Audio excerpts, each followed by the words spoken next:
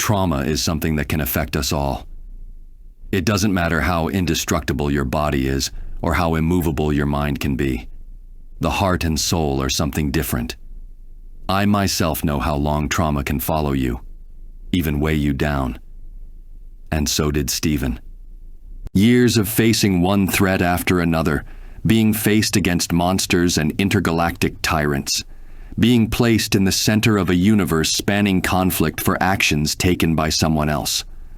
Not just having to deal with the consequences of things he didn't do, but having his own identity questioned to the point where even he began to doubt just who he was. At one point, he even had to witness himself die several times over. He was only 12 at the time. Eventually, his own mind could no longer cope with the constant danger and lacked a healthy means to deal with stress, resulting in chaotic transformations. He'd eventually get the help he needed and began seeing a therapist.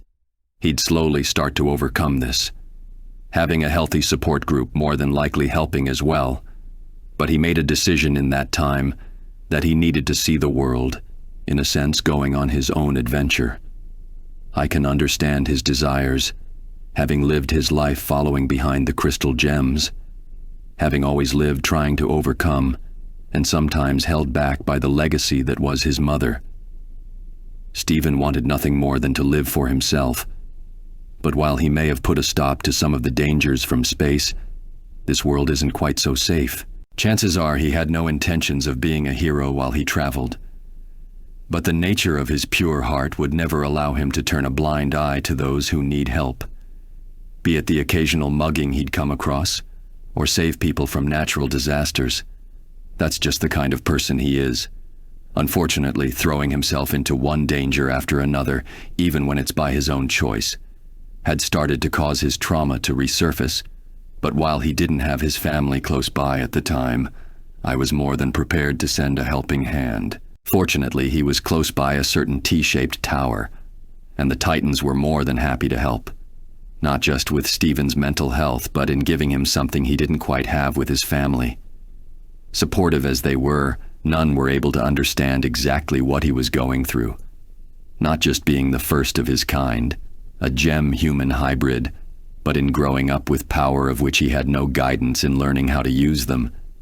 This was something members of the Titans had and are still going through, allowing them to understand Stephen's plight on a more personal level. He'd stay with the Titans for a while, not just training with them, but he'd start to form a bond with them much faster than I had anticipated. But in truth, I can't say I'm surprised. Beast Boy was more than ecstatic to have another vegetarian in the home, someone who genuinely enjoyed his tofu, not to mention someone else he could play video games with in his downtime. Raven got to share her teaching with not just controlling her emotions, but learning how to harness it as well. I believe in time she'd be able to help Stephen control his pink form as well. She and Stephen have even started reading a new book series. Cyborg took to repairing and upgrading Stephen's car, as well as help teach Stephen some basic mechanics. Never once did Stephen ask him about his robotic half. He even calls him Victor. Stephen saw the man first, not the machine, something that Cyborg rarely gets to experience. Starfire was the first to warm up to Stephen. Their attitude and love for all things made them the perfect friends. Stephen was also the perfect sparring partner for her, as his strength was on par with her own.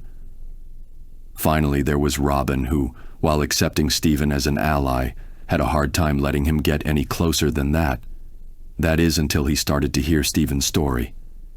As someone who had questioned himself, not just as a leader, but as a hero.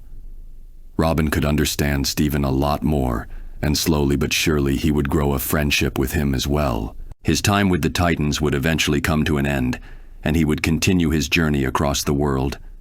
But not before Robin named him as an honorary Titan, giving him a communicator with the promise that they'd come along if he ever needed them. But not just that, as the Titans would also give Stephen a mask, telling him of the importance of a secret identity. He accepted the mask, though was unsure if he would truly take up a secret identity, or so he says. On a side note, a muscular pink hero calling himself Mr. Universe made his first appearance recently. but I'm sure that's just a coincidence. I'm continuing to watch over him. His time with the Titans having clearly left a good impression on him. More importantly, he's also taken time to take care of himself before he can take care of others. I'll continue to watch from afar, not just taking action should he start to show signs of regression, but also to prepare for when he may be ready. Ready for what you may ask? Well, ready to join the Justice League, of course.